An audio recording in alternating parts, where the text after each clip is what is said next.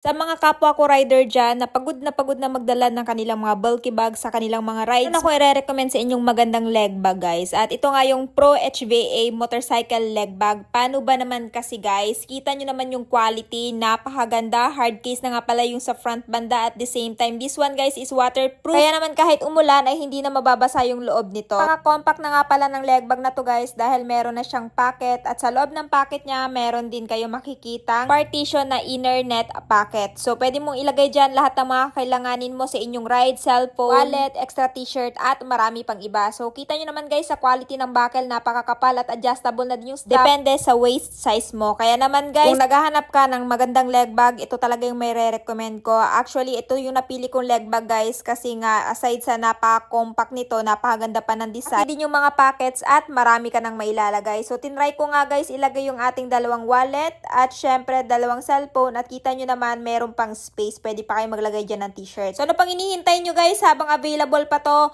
mag-check out na!